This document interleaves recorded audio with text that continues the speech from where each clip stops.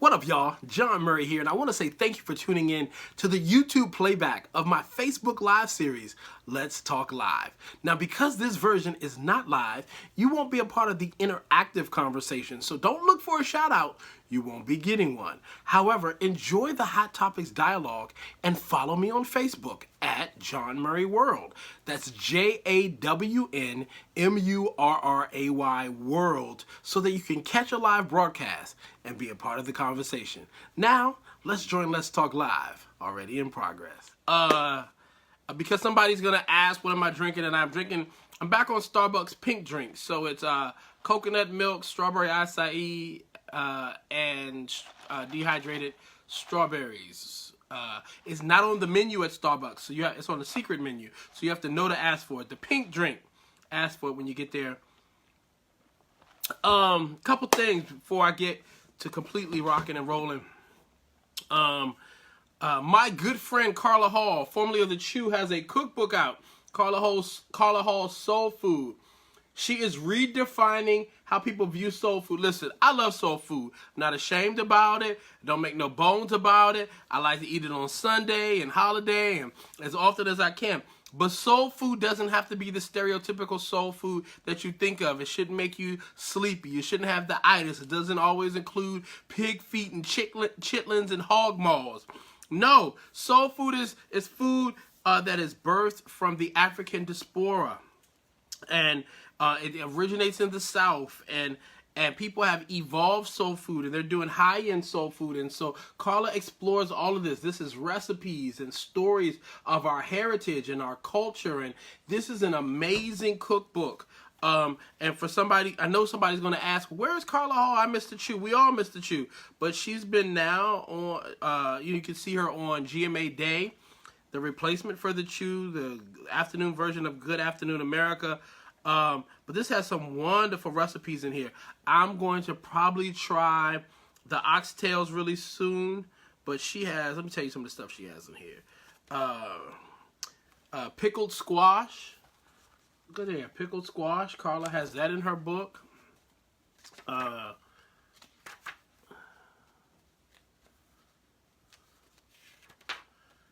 to find some stuff that I know that got a good photo for it too.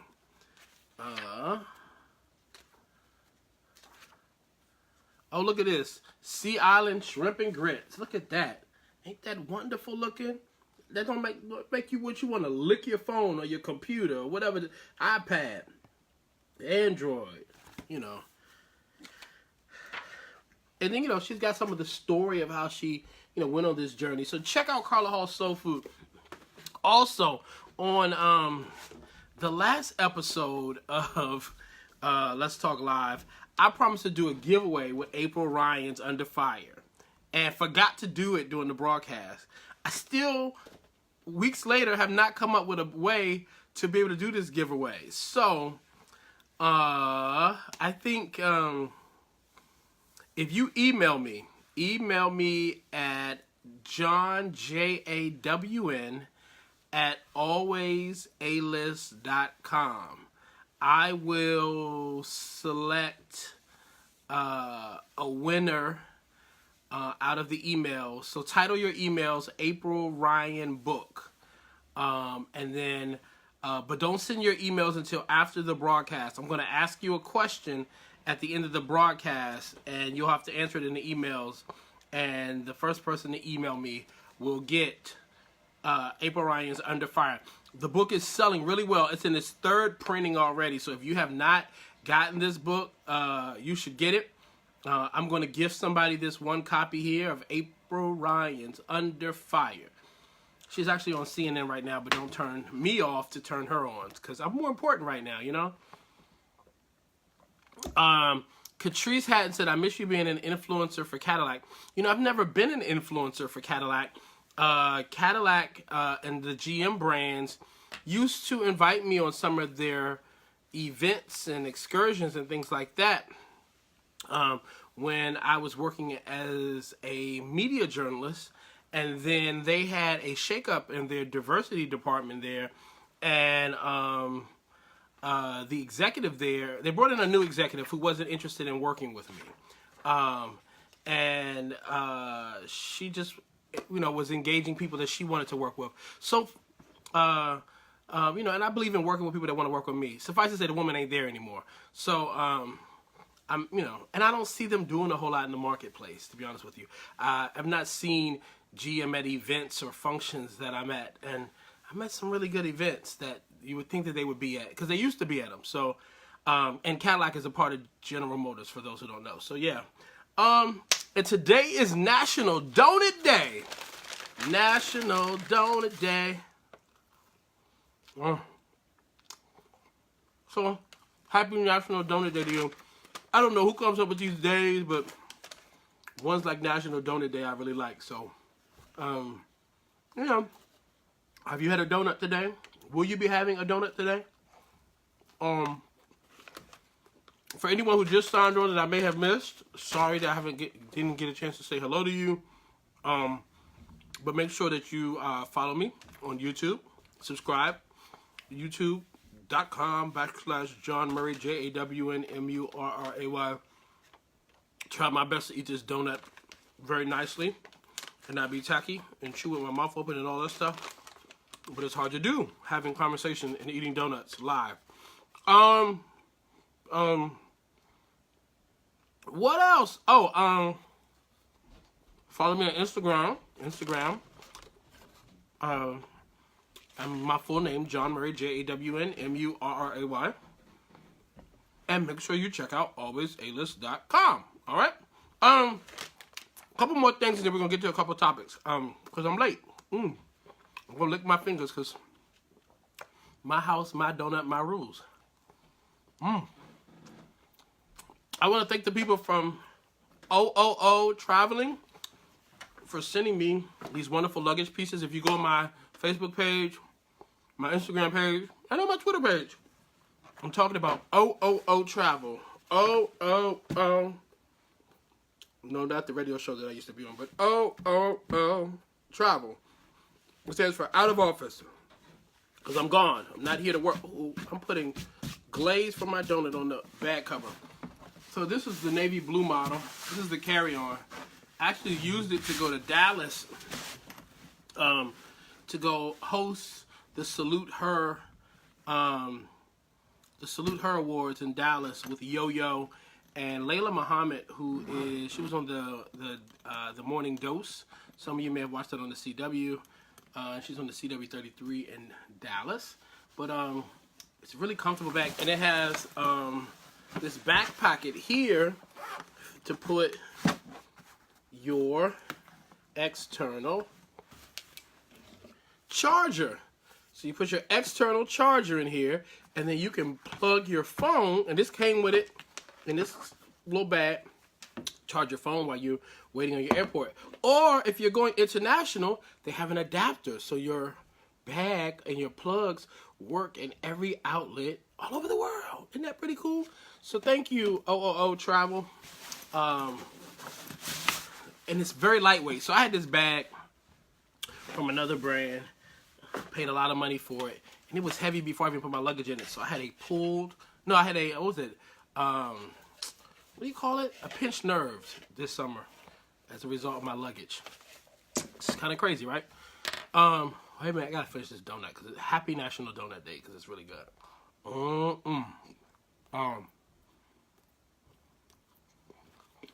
Diane Strozier says she went to check out the website on their website page, and there were no prices posted. Well, if you go and to the part like you're shopping for the bags, then they'll tell you what the prices are.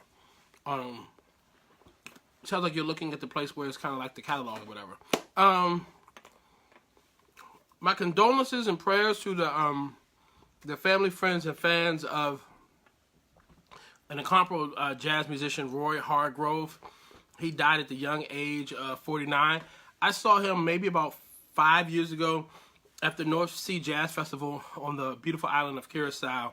Great musician, young jazz artist, really, really sad to see young people die, we all got to go at some point, but, I always, wish folks could live their full life. But he was able to accomplish so much in his. So, again, my prayers to his fans, his family, his friends. Kudos to everybody who participated in early voting. I live in a state that does not have early voting, so I couldn't do it. So I'll be out voting tomorrow.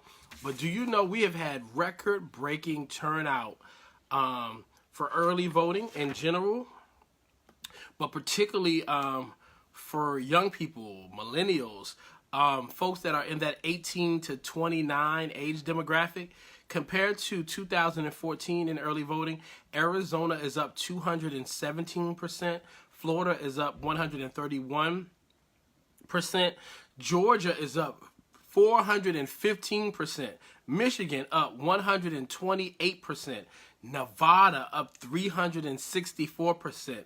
Tennessee up 767%.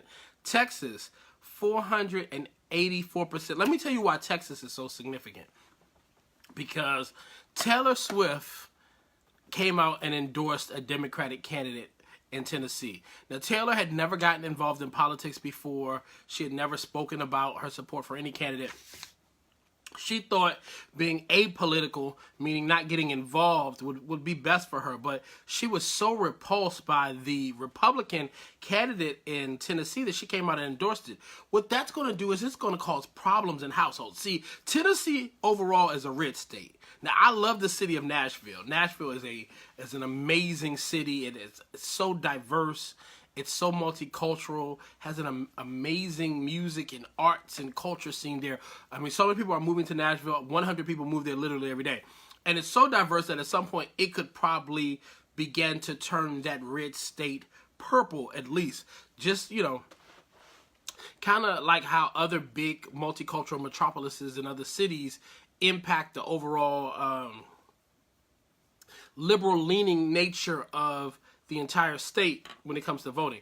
However, so parents and in households where parents may be Republican and tend to vote with more of those conservative values, Taylor coming out endorsing the Democratic candidate has now encouraged the kids in those households to vote in the direct opposition of their parents.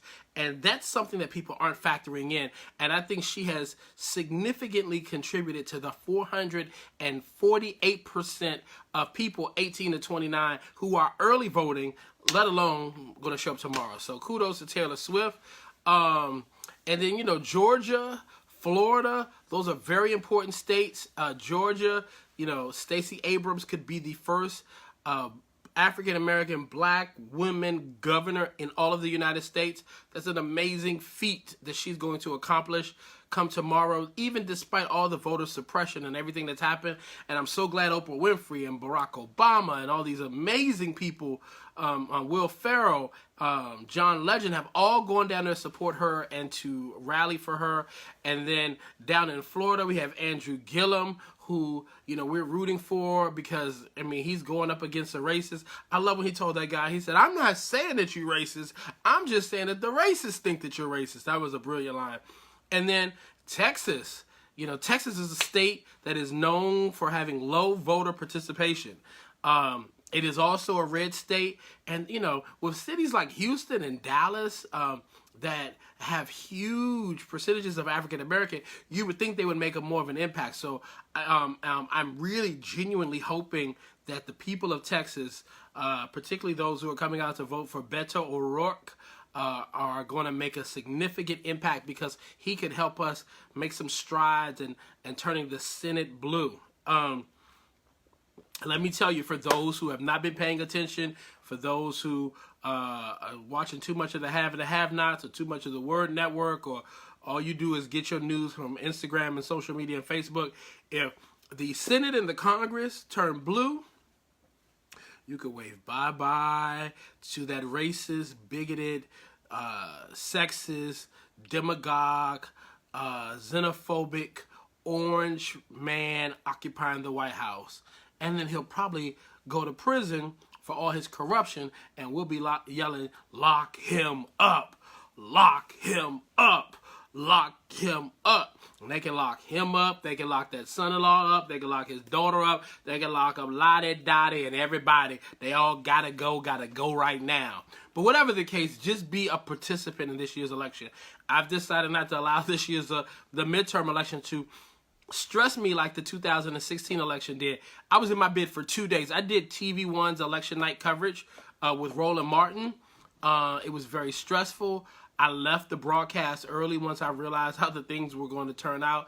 I came home and got in my bed and literally stayed in my bed for pretty much 2 days because I couldn't take it. I saw all my worst nightmares coming to fruition. And so, but we have a chance to be effective in change. And if you want to be a participant in the change, then you too need to get out and vote. And if you got a young adult, a young kid, a son, somebody who's 18, somebody's in voting range, first of all, if they're living in your house and they're not registered to vote, shame on you. But if they're registered to vote, they live in your house, if you don't make them go to the polls, if they can't show you they went to vote, you need to put them out. Pack their bags, set them on the floor and on the door, and I don't care if you got a place to live. You shouldn't be friends with people who don't vote. Listen, it's not a popular thing to say, I support Colin Kaepernick. I stand with Colin Kaepernick. What has happened to Colin Kaepernick is an egregious thing. He should have never faced being blacklisted and blackballed and shut out the NFL for him standing for civil rights and for social justice. It is unthinkable that this happened to him, and I hope everything that he is suing for happens for him. And I hope after he wins the lawsuit, he then still has to join an NFL team where he goes and plays and reminds them of the great athlete that he is. However, Colin Kaepernick did not vote in the 2016 election, and that had impact on people. And so by him not exercising his right to vote after people like John Lewis and so many others were beaten, bruised, bled, and even killed so that we all could have the right to vote. By him not exercising his right to vote, he did not participate in the process that then worked to his own demise. He helped elect the man who then conspired with the NFL to keep him from working. You have to be a participant in the process. If we go in and we vote with overwhelming numbers, if the people overwhelm the polls, not even voter suppression, not even Russia, not even China, not even Trump, not even Mickey Mouse, Goofy, Daffy Duck, Lottie, Dottie, anybody can't stop the numbers from being what they are. So please know that there's a lot of stuff working against us, but people lie, polls lie, but the numbers don't lie. You just have to show up. You have to overwhelm the system. Stand in line like your life depends on it. So that's how I feel about the voting thing. Listen, I was watching The View. First of all, congratulations to Anna Navarro. For those who don't know, The View has named her as the permanent Friday co-host. Now, I think she should have been the permanent co-host. The position that Abby Huntsman is in. She should have replaced Sarah Haynes, who went on to do GMA Day. Abby Huntsman is pretty. No, your device is not frozen. That's all I have. I mean, you know, she's pretty. She seems nice. But that's about it. Anna is a great conversationalist. She has one-liners. She's thoughtful. And she pushes back against the one at the end of the table. So, you know. But congrats to Anna on her new Friday position. I was also watching the show today. And Governor John Kasich was on. He's a Republican. And he basically was saying that, you know, he was watching the Freddie Mercury movie. And he was just realizing that there was a time where music and arts and culture really brought people of all nationalities and stuff together.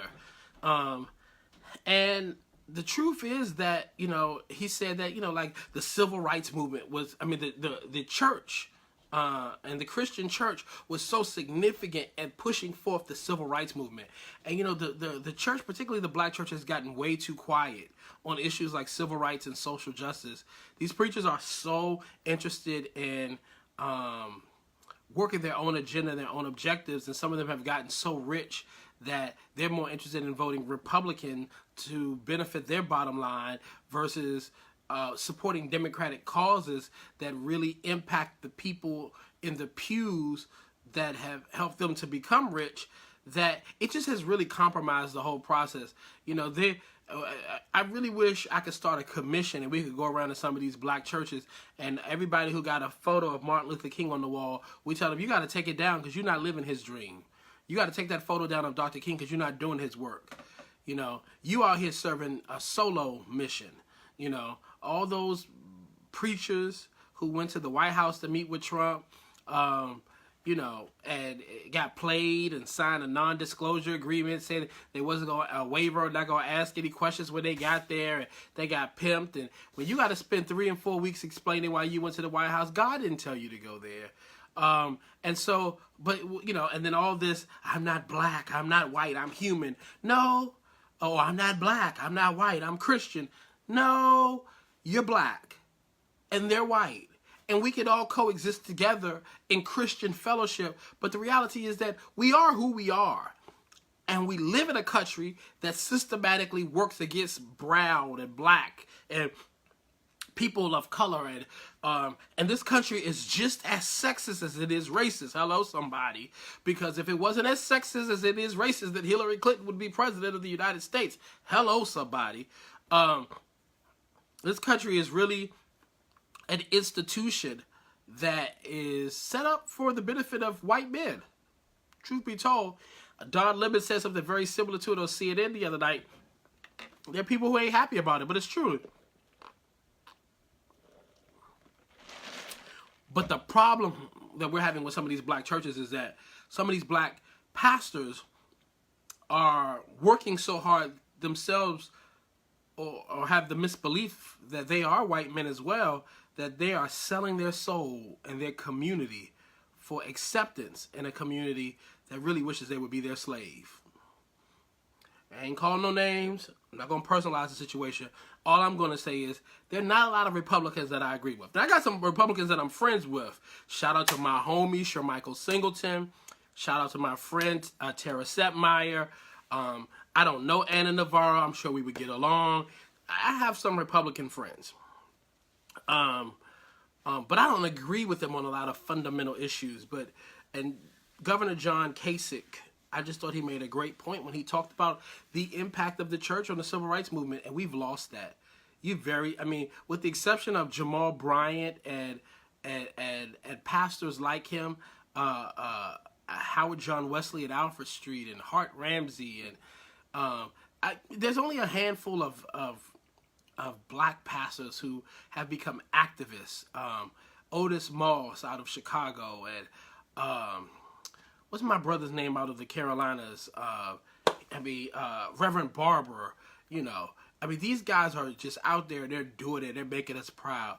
You know, shout out to Reverend Al Sharpton. You know, so yes. So if you at a church and your church ain't involved in the community or speaking about community issues and speaking about social justice and civil rights, and all they speaking about is you tithing and you run around the building 7 times, you'll be blessed. Get the hell up out of that church. All right, cool. Dealt with that. Did I mention that I hate daylight savings time? I hate daylight saving time. I hate daylight saving times. I hate that it's dark outside at 5 p.m. Arizona, Hawaii, and Puerto Rico have it right. They got rid of it a long time ago. Their clocks are set on the, whatever it is, the time period where the sun is out till like 7, 8 o'clock at night.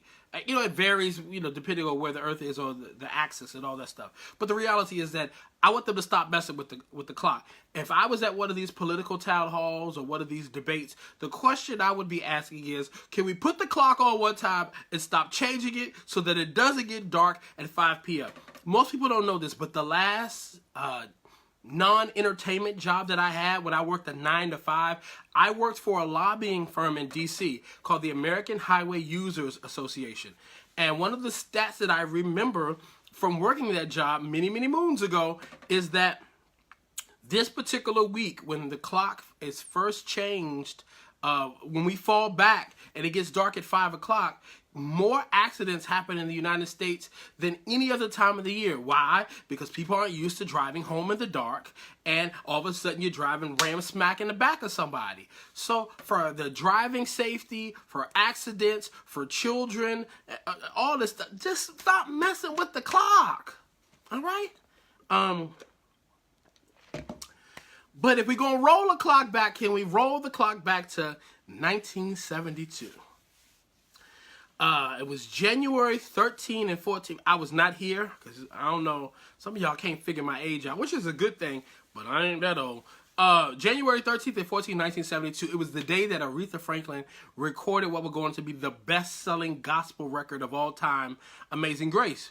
It was a 2-day recording. If you've got the record, if you got the CD, if you got the cassette, you know it's a double situation. And it was also recorded for documentary, but it was never released because Warner Brother Pictures was shooting the film, and there was a technical issue, and they just, couldn't think they could salvage everything. Well, now because of technology, in 2007, Alan Elliott acquired the rights to the film, and he worked with a team of experts to restore the footage and work on the audio, and they were going to release it. Well, as the word came out a couple years ago that the film was going to come out and premiere at a couple film festivals, Queen of Soul got mad. And she sued to block it. And she stopped the film from coming out. Don't tell anybody. I have a copy already. Nonetheless, now that she's gone home to be with the Lord, she might be frowning from heaven, but her estate has actually approved the film's release, and it's going to premiere at a film festival coming up in New York real soon. I think the New York Film Festival, or I forget what it was called. But yeah, it's going to premiere at a film festival in New York.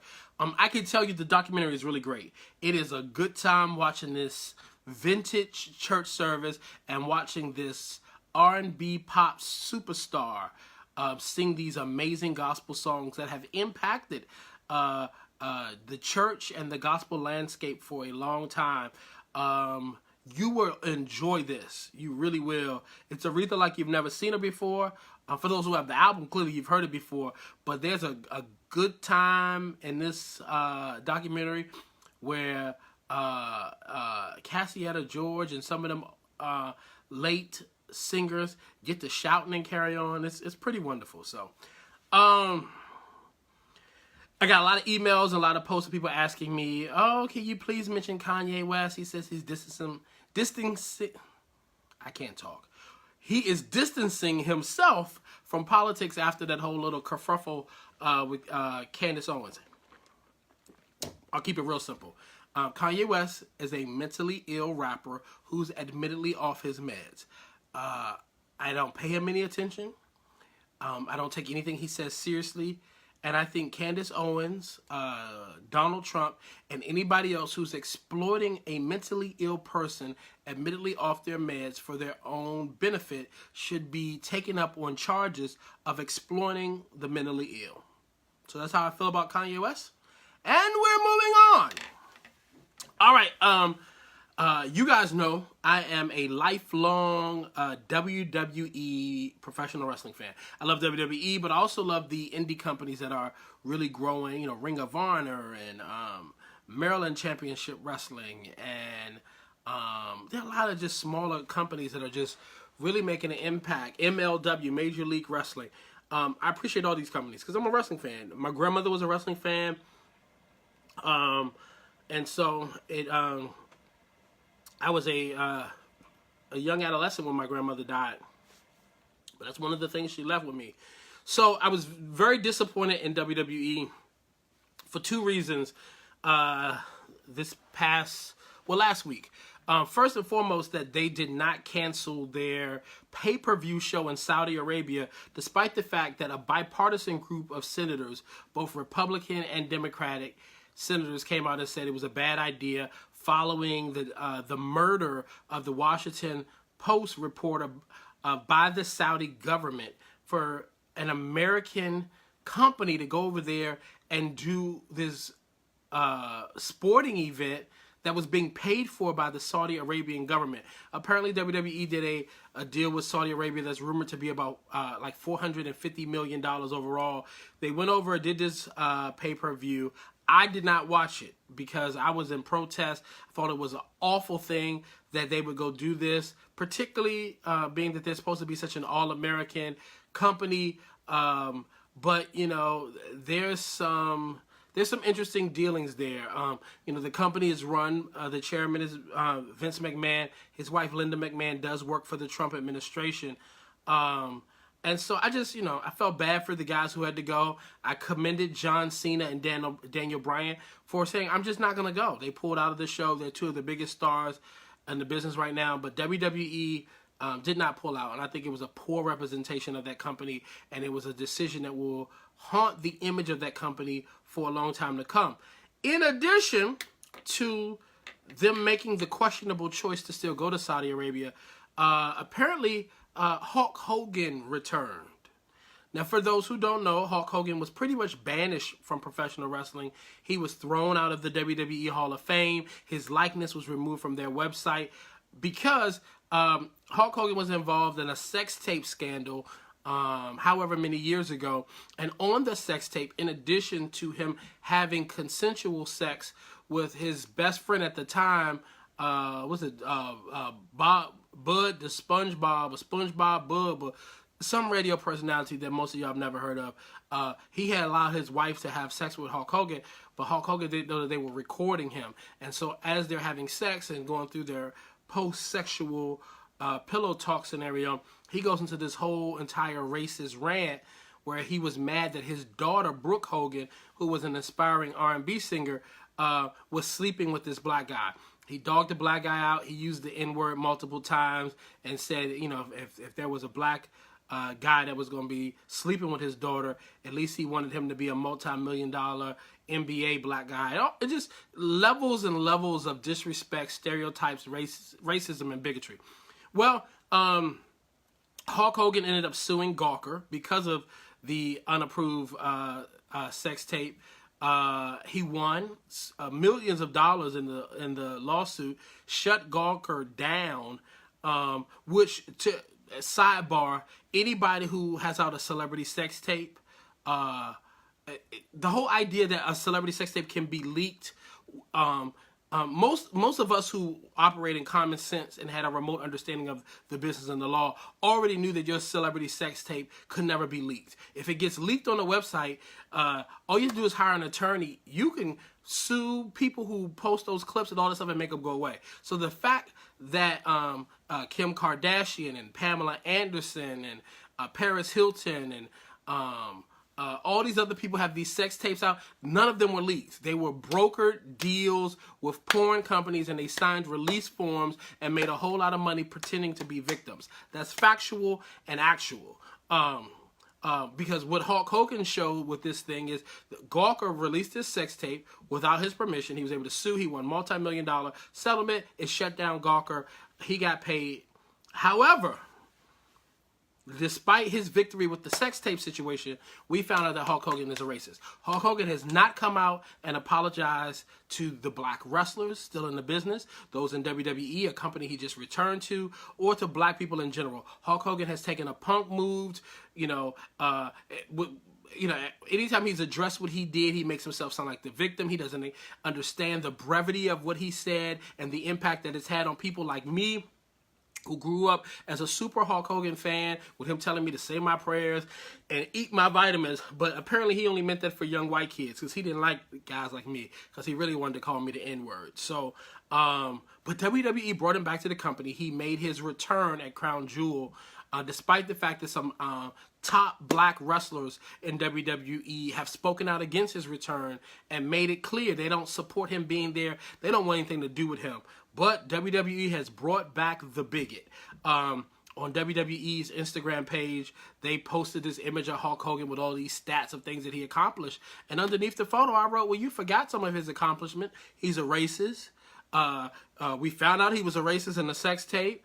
He never apologized to black people for the racist language that he used. And did I mention that he's a racist? Comment is still there if you go to the WWE Instagram page. And so many people have filled their the comment section under his photo talking about the fact that he's a racist. So WWE is the premier wrestling company out right now. When I get off FaceTime Live with you guys and Let's Talk Live tonight, I will be watching WWE Monday Night Raw. But the reality is that I'm very disappointed in this company, the decisions that it's made, and how not only did they do something that I felt was anti-American just for the sake of the almighty dollar, which may be more American than I'm giving them credit for, but they brought a racist who has not apologized for his racist rhetoric back to this company. And I just think it's a slap in the face. Truly is. Truly is. And so that's the perfect segue into what will be my last topic before I take your questions. If you have questions, get them ready. If you've been asking me things or saying things, I can't look here at the video viewfinder and also look here at the comments. So I'll go back and try to read some of them, but save your questions because I really want to try to answer as many of them. You know, there's this thing that came out as after the horrendous thing happened in Kentucky, which is not getting the amount of press that Pittsburgh and other hate crimes have been getting.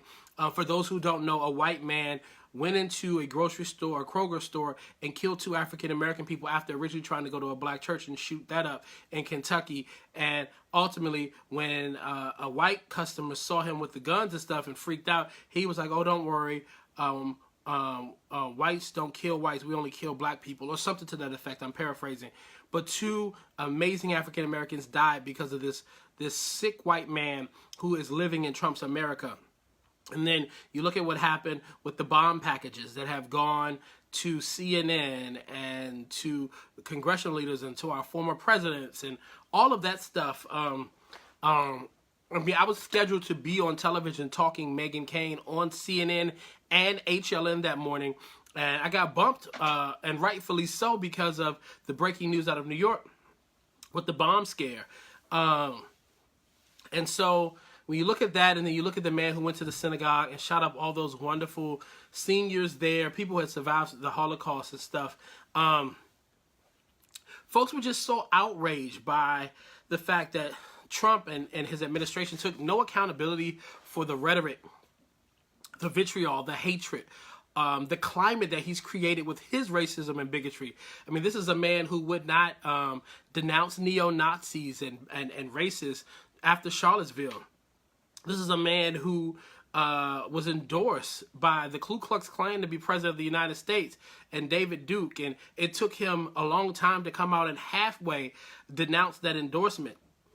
Again, Donald Trump, who clearly is a racist and his actions speak to racism and bigotry and his words and his commercials. I mean, hell, they got a campaign ad that NBC, CNN, and not even Fox News would air because it is so racist. And it's a campaign ad that Trump himself approved. So it's not even a case where we can say, well, Donald Trump, we can't call you racist, but the racists think you're racist. No, he's a racist. He's a racist, a bigot, a sexist, a demagogue, a xenophobe. He is every negative word that you could find to describe a despicable, deplorable, horrible person and a poor excuse for a human being. He's all of those things.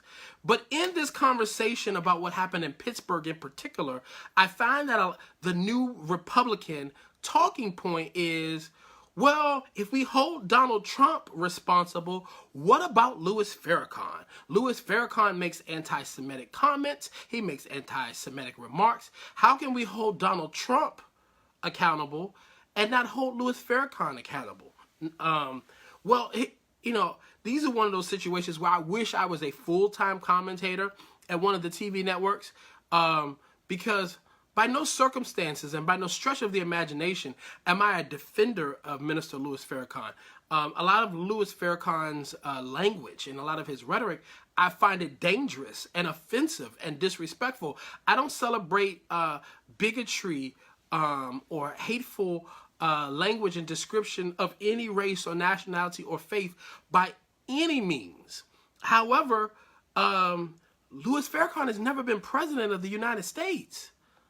Louis Farrakhan leads up a certain sector of a religious organization, and because we have freedom of religion in this country, he's been able to exist throughout these years despite, his very controversial language.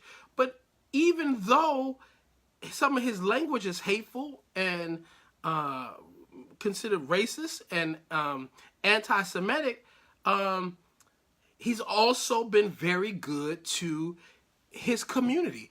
Not just those who subscribe to the Muslim faith, but to certain black people in general. Tamika Mallory, who was a part of the Women's March, who has been a part of Black Lives Matter and a real strong and vocal advocate for black civil rights and social justice, talks about when her son's father was murdered, the Nation of Islam surrounded her with love and supported her in a way that nobody else did. And so I'm not saying that the good things that Minister Louis Farrakhan does for the African-American community cancel out his hateful rhetoric towards those who are the Jewish. I'm not saying that, that the good things that he does for the black people that he supports cancels out his hateful rhetoric towards the Jewish faith. But what I'm saying is, why are black people held to a different standard when it comes to our white counterparts? Here's the fact of the matter. When Barack Obama was running for president of the United States, he had to denounce Jeremiah Wright as his pastor because Jeremiah Wright said some things that white people found way too aggressive and anti-white, and it was slightly offensive and all that other stuff. But it pales in comparison to the things that Trump has said. So if white people can ignore all the racist, hateful, bigoted rhetoric that Donald Trump is doing while in the Oval Office, and they turn a blind eye to Kavanaugh and turn a blind eye to all the other things that he did because it's helping them work their agendas with guns, abortions, gay rights, and whatever other agenda Republicans, taxes, making the rich be richer, all the other things that Republicans want. They turn a blind eye to all the racism coming from the White House, but you want to focus on the language coming from a niche religious sector and its leader. Why are black people held to a different standard? If you can't denounce Minister Louis Farrakhan, don't ask Tamika Mallory to denounce. If you can't denounce Donald Trump, don't ask Tamika Mallory to denounce Louis Farrakhan. Don't ask Mark Lamont Hill to denounce Louis Farrakhan. Don't ask black people to denounce anybody who's doing anything that you find offensive, because people aren't denouncing Donald Trump. They're using a racist to serve their own agenda, and the double standards that black people have to do above and beyond to make white people comfortable has to stop. It has to stop. It's a controversial statement. People don't like it. Somebody might take part of these sound bites and say, I'm out here advocating or endorsing Louis Farrakhan. That's not the case. I don't like anybody who spews hateful language. Most of my life have identified as a Christian. But I don't like Christian preachers who preach hatred, bigotry, anti-phobic Christian-based sermons. I think some of the things that have been taught in Christianity are carryover from the same teachings in which Christians were taught during slavery, that black people were supposed to be their slaves. And we've seen one thing that is clear and certain in these current times, that white evangelicals really don't like black Christians. And most of them really wish that we were still their slaves. Somebody said that the white evangelical preaching garment is now the new Klansman hood. So we've got to stop asking people of color to apologize for things that white people won't apologize for. I'm very pro-inclusion. I'm pro-diversity. I love people of all nationalities. I have friends of all walks of life. Growing up, my friend circle looked like the United Nations. I went to one of the most diverse high schools in this country. The high school that I went to was once featured in National Geographic as the most diverse high school in this country. So I'm all for inclusion. I'm not one of these radical, liberal, pro-black, hate everybody else people. Not by any means. But fair is fair and right is right. And people have to stop asking black people and people of color in general to do things that they themselves would not do. It's a double standard that must cease and end now. I will no longer be an apologist and apologize for things that I see that other people are not apologizing for, particularly if it's been done in an insincere way just to make people feel comfortable. Enough is enough with that. So those are my rants and my topics for the day. We've been up, we've been down, we've been fun, we've been light. We got a little heavy at the end. But if you got some questions, I definitely want to answer them. I know it's been a few weeks since I've done a Let's Talk Live. I want to get everything in that I can. For somebody who may have joined us late, just also want to remind you, make sure you subscribe to my YouTube page. I know I've been threatening all summer to stop doing this on Facebook Live and move it to YouTube. I'm probably going to start at the top of the year. So there'll be a few more of these on Facebook Live, and then we'll be moving over to YouTube. So make sure you're at YouTube. You don't want to miss out. YouTube.com, Jawn Murray, JAWNMURRAY. Same thing for Instagram. Instagram at Jawn Murray, JAWNMURRAY. And then go to alwaysalist.com. Check out some of the stuff there. Share it on your page. Let me know what you think.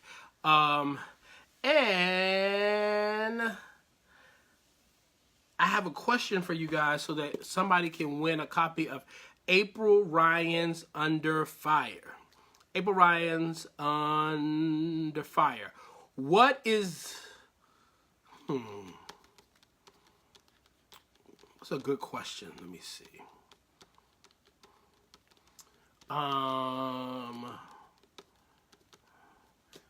Let's see here. Okay, three trivia questions about me. So title your emails, send emails to Jawn, JAWN, at alwaysalist.com. Title the emails, April Ryan Book. And question number 1. What year did I leave the Tom Joyner Morning Show? What year did I leave the Tom Joyner Morning Show? That's question number 1. Question number 2. Name one of my female celebrity best friends. Here's the thing, just as a quick disclaimer. Like, my friends are my friends. Some of them just happen to be celebrities. But since a few of them are high profile and you've seen me with them, you may have seen photos with me, and you know the difference. But there are a couple particular ones that I'm very, very close to. And so if you can just name one of my very close female best friends, I would appreciate it. And then last question, what is the name of the CD compilation that I put out in 2011? What is the name of it? It was Jawn Murray Presents Something. So if you answer those 3 questions, the year that I left the Tom Joyner Morning Show, name one of my female celebrity best friends, and then name the one name that I'm looking for to describe the CD compilation that I put out. When I say goodnight after this broadcast signs off, the first person to email me at my email address with all 3 answers to that question and the subject that says April Ryan Book, you will get a copy of April Ryan Under Fire. In the meantime, ask me some questions. I'll try to answer a few, and then we'll get off of here. Let me make sure none of you guys have asked questions. That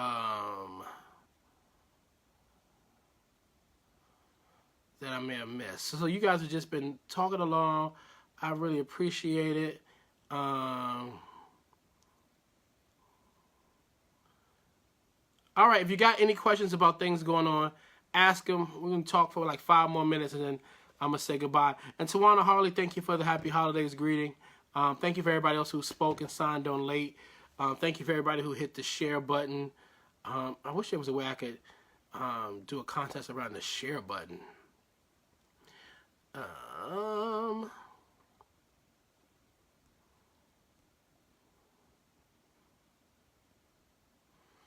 And listen, thank you in advance to all the black women who will probably save us and help us in all the cities, with their major elections, we thank you in advance, I'm reading, going back and reading some of your comments, and, so much great commentary and feedback. Thank you all for all of it. Really, really do appreciate it. All right, let me get to a couple of these questions, and I'm going to sign off. Oh, sometimes I get random questions and stuff in my emails and my inbox and stuff too, so I'm gonna answer a couple of those. So, okay, just people think I'm short until they meet me in real life. I'm not short. I am 6 foot tall. I'm 6 foot tall without the hair. So with the hair, what's this? About another 2-3 inches. So I look about 6'2" with the hair. But I'm tall. I'm 6 foot tall. I ain't no skinny dude, but I'm not fat. So I'm like in between. Like, some people say I look like Lenny Kravitz, but body build, I could be like in the Ice Cube family. Like, might be a little bit pudgy with skinny legs, I'm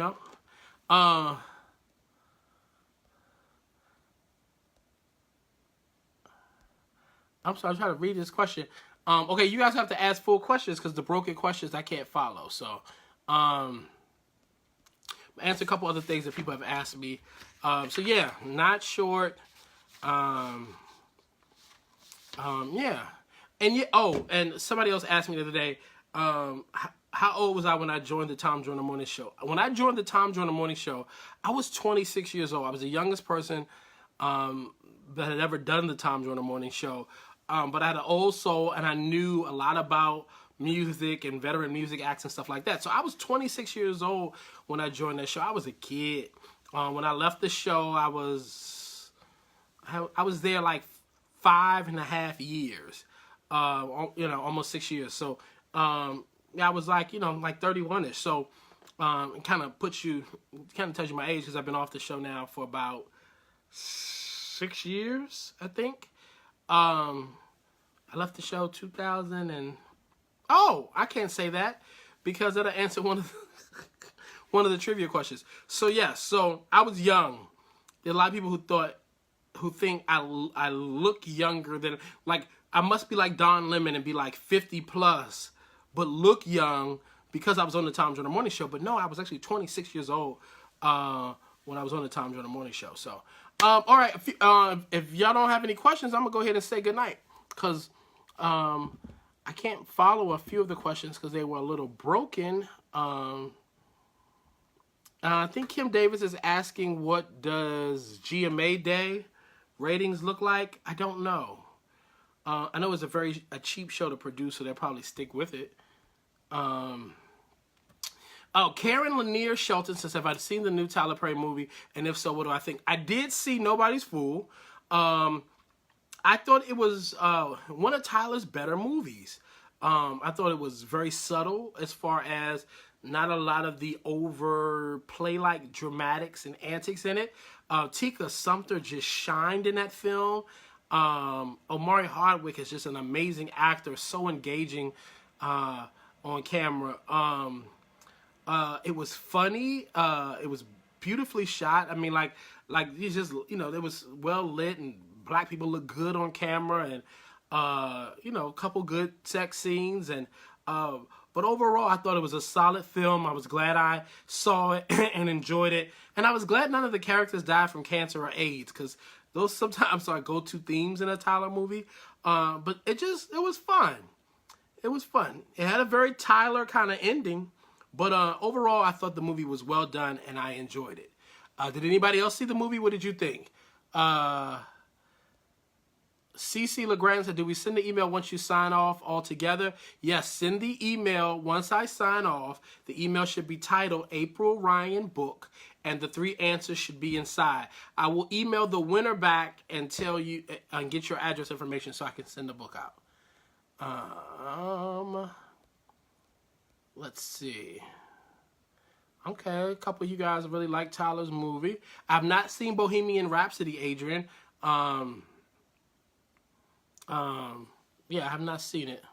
And again, my email is Jawn, Jawn, at alwaysalist.com. Alwaysalist.com. All right, 1 or 2 more questions, and then I'm really going to say goodnight. I gave you guys a full hour tonight because I've been kind of on the road. Oh, and for I'm coming to Charlotte this week. It'll be the last of the Salute Her Awards that I host. I've been really grateful to host Salute Her Awards. Cafe Mocha Radio, the weekend syndicated radio show that's hosted by Lonnie Love, Yo-Yo, and Angelique Perrin. I've been hosting their award show on the road where they honor women in different cities. So I hosted D.C., New York. I just did Dallas, and then I'll do Charlotte. And then they have one in Atlanta that I'm not participating in. And so, yeah, so I'll be hosting in Charlotte on Friday. If you're in Charlotte, you want to come get a ticket, come meet me, shake my hand, take a photo. It'll be me, Lonnie Love, and Yo-Yo co-hosting together. It should be a great time. I originally hosted the show to fill in for Lonnie. And so I feel really privileged that we actually get to work together this week. Because Lonnie, let me not answer that question. Never mind. Because that could help somebody with a trivia. So yes, did I already address the comment on the rally of young black Republicans at the White House last week? Monique, no, I did not talk about the young black Republicans at the House. And God bless those little delusional fools. That's all I have for them. And I'm glad that they didn't go into a room and the people didn't tie them up and then have them working in the White House garden as the White House slaves or something, because that's all they really want them for anyway. All right, listen, we've done enough. It's been great. I love you guys. I appreciate you sitting in here with me. I wish I remembered the name of the gentleman in Target who came up to me and shook my hand and told me he really likes these Let's Talk Lives. And there was a gentleman on 7th Street in Washington, D.C. My friends and I were leaving brunch, and he came up and told me he really likes Let's Talk Live. I should have written both names down in my phone. And then the ladies who come and sit in here with me, you guys love on me all the time. But I thank you guys. I appreciate it. I don't take you giving me this much time and this much attention for granted. And for those of you who come and watch this broadcast after it is not live, like my cousin Pam, one of my favorite cousins, I love you. Thank you. All right, see y'all next time.